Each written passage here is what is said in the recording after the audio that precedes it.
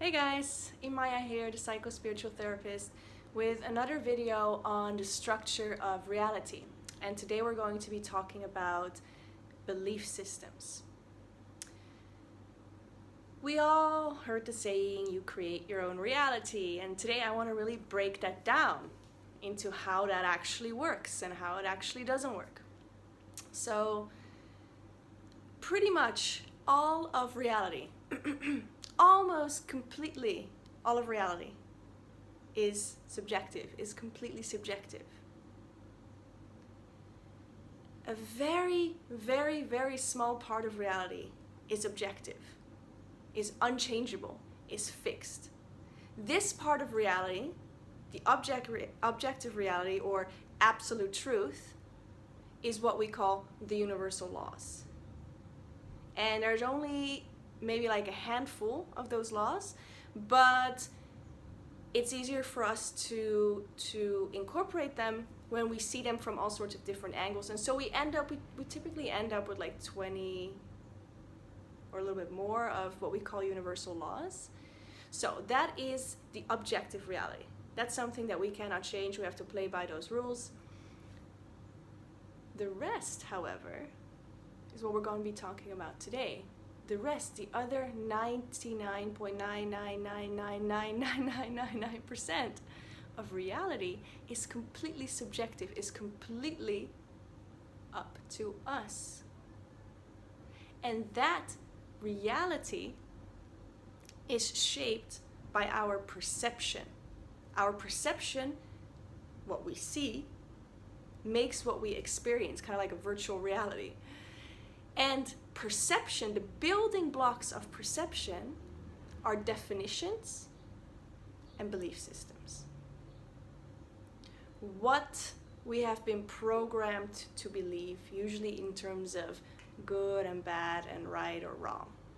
So, today we're going to dive into all of this. So imagine, if you will, a blank canvas. The outline of the canvas is the structure of reality. You cannot change it, it's there. The canvas itself has certain properties, certain qualities, certain characteristics. Those things, again, we cannot change. We, however, have absolute, complete freedom over what to paint on the canvas. And our definitions and our belief systems are like our paintbrush and the paint that we use. And the painting itself, of course, is a metaphor for our lives, that we ourselves are living. We're not separate from life, we are in it. So whatever we paint on the canvas, that is what we're living.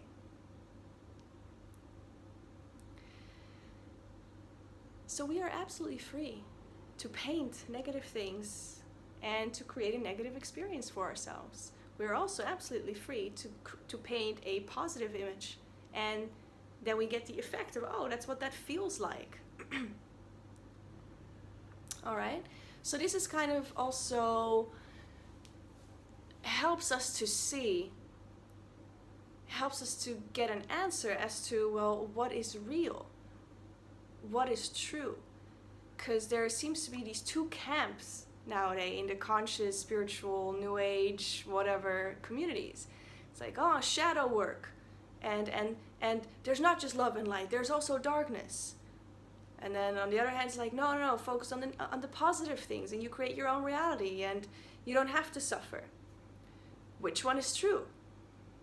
Both is true. Both are true. You have a blank canvas. You can paint whatever you want. And guess what? Painting a negative picture is not a bad thing. You're just going to experience it as something that you don't prefer. That's all, in a very simplified way, what negative means. It's not bad, it's not wrong, it's not invalid at all. And in that sense, if you've been painting a negative picture, because that's your choice in this life to experience something like this, for one reason or the other, doesn't matter. And if, by the way, if you are in a physical body, if you are here, then in a way, you have made that decision. You wanted to experience negativity in one form or another. So to say, okay, we have a blank canvas and you can just, but if there is a negative picture, you can't just draw a positive picture on top of it. That's not how it works. And that's what a lot of people are warning for when we speak of spiritual bypass. When we have painted a certain picture, meaning when we have programmed our subconscious with certain definitions and belief systems, we have to find those and we have to own them and we have to confront them and we have to validate them and we have to communicate with them and we have to learn from them and all that exciting, amazing stuff. And that's a lot of the work that we do. That's like kind of half of what we do in the psychospiritual therapist curriculum, is taking away all that is negative by going into it. And the other half is to focus on the positive. Why? Not to plaster it on top, but to get an experience of what that's like. So you get to experience which one do you prefer? Which one do you want to grow into? Which one do you prefer to experience? So now that you understand that the template of life really truly is a blank canvas, positive and negative are simply experiences that we both get to have. Neither one is right or wrong. Neither one is true or false. This is what they mean when we speak about non-duality. Doesn't mean that darkness and light don't exist. That's not non-duality. It means to validate that both exist. And that you get to experience which one you want. Not through invalidating or pretending that the negative doesn't exist, that darkness doesn't exist. Not by pushing it away, not by being in denial about it. That doesn't work. But simply by seeing positive, dark and light are equal, are completely equal and valid choices. Now, which one do I want? This is the same for all of our belief systems. Most all of our belief systems and definitions are pretty negative, are pretty limiting. People have a tendency to call them false belief systems, which again, if you take the blank canvas metaphor, they're not actually false. It's just by believing that they are true, that is false. Our definitions, our belief systems, our thoughts, our emotions, let's say negative, all of these, like the ones that we tend to call negative, they are not the problem. They are completely innocent. The problem is that we keep buying into them. The problem is that we believe every thought that pops into our head. Every belief system we believe instantly, automatically, without any question. And that's the key. When you don't question what you believe, you will believe it. No questions asked. When we don't question, when we don't challenge our belief systems, our thoughts, opinions, definitions, we simply live in a immature, irresponsible, illogical, unreasonable state. It's not necessarily insane, but it's unsane. And ideally, we would like to be sane. Sanity is a place where we understand, we pay attention to all the thoughts and all the beliefs that are popping into our head, minute after minute after minute. And instead of just like, okay, if that's what you tell me to do, then that's what I will do. on autopilot, like we don't have free will until we become aware enough of this process of us having belief systems and thoughts that are completely unquestioned, and they are our gods. And we live it like our religion. So this is why questioning your thoughts and your belief system and your definitions is more paramount to anything you can do in this world. Because what else is there? Your reality is made up of your perception. Your perception is made up of your definitions and your belief systems. You are not reacting to a world outside of you.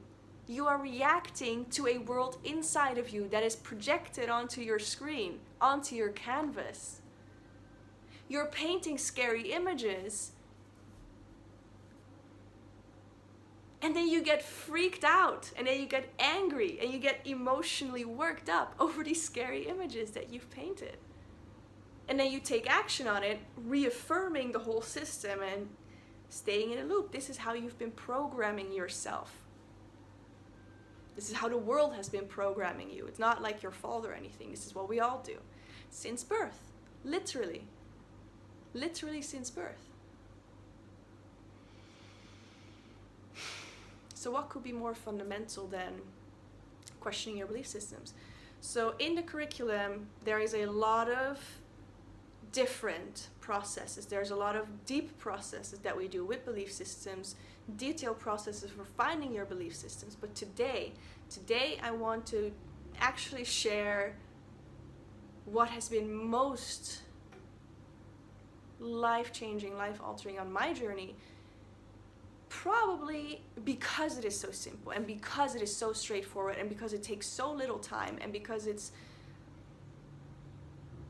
makes all beliefs and definitions kind of immediately crumble. Maybe not the first few tries, but the first time you've experienced this crumbling of a definition or a belief system that has been your God, your religion, your entire life, and you just doing your life and thinking, this is true, this is how life works. And then seeing that that's not true, that creates such a mind expansion that it will ripple out so far into your life that that will be a pivotal point in your life. Not saying, oh, you're fully in line, all the work is done, okay, you get it. But it will be such a pivotal point that there's kind of like a before and an after. Like, wow, when that happened, oh yeah, and like the person I was before, I had that realization for the first time, and after. Yeah? That's the magnitude of what I'm about to share with you. However, before we dive into that, I want to answer a question that I hear a lot, confusion about how to create your life and how to how to get over all the struggle that we have.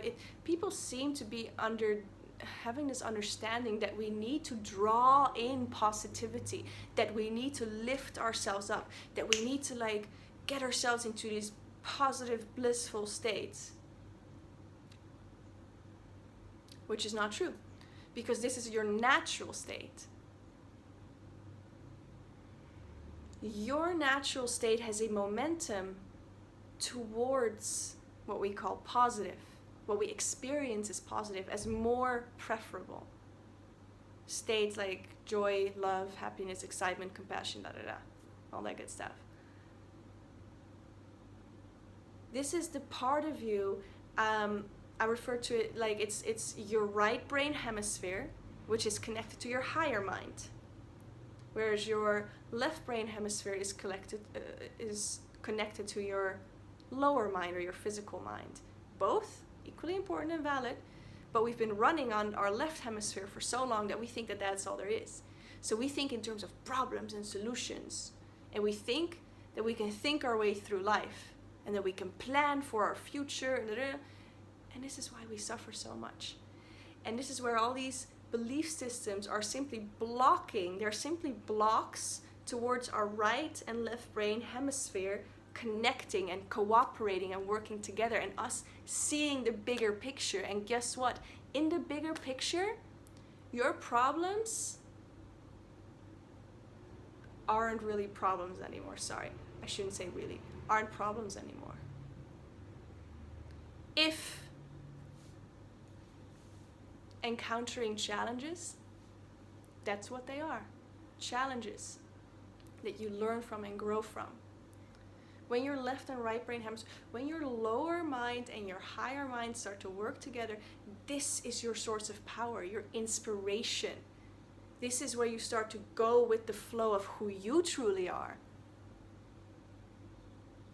This is not something, contrary to popular belief, that you have to grow into. It's not necessarily a process of ascension. It's already you. You just have a lot of blocks to the awareness of what you already are. And these blocks are your definitions and your belief systems. All right. I won't keep you in suspense for much longer. So if we go back to the blank canvas, we can paint anything. And let's say we find a negative belief, or we go about our day, we run into a situation, we react to it negatively, we get a trigger, an emotional charge, we feel down, we feel disheartened, defeated, heartbroken, whatever. Doesn't really matter. You have to start paying attention to what's really going on inside of you, and you have to be willing to be really, really, really, really honest with yourself. I speak about this in many of my videos. Otherwise, you can't do any of this work. You have to become aware of your denial, of your unconsciousness. That's the hardest part. But then, all of a sudden, if you're willing to do that, you start to run into so many negative thoughts, beliefs, and definitions that you just called normal or true. And remember, like I said, they are true because everything is true. But because everything is true, it also means that all the things that you've been believing are not the complete truth. The only problem is that you've been believing that only this is true. Where in reality, real reality, not your very, very limited reality, opposites are always true. One of the universal laws.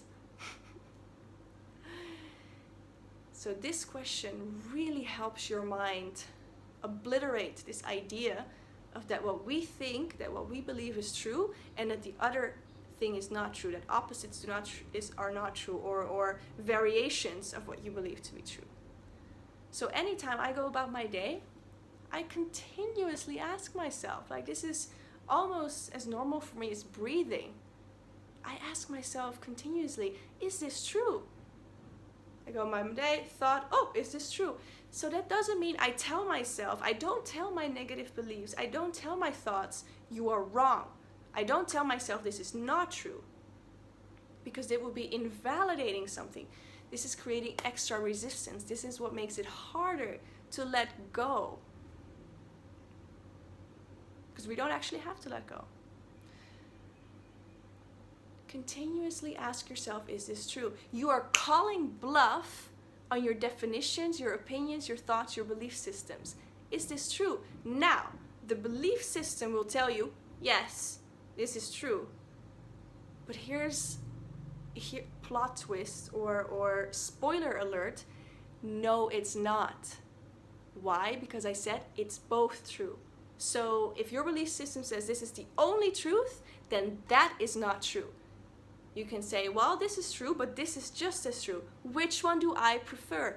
I'm unlovable. Is that true? Well, I'm also lovable. Both are true. Which one do I prefer to believe? Judging that person, oh, they should not have done that. Is that true? Well, who knows? Maybe they should have. That's it. That's all. Continuously question everything, especially yourself. And this is the only question you really need.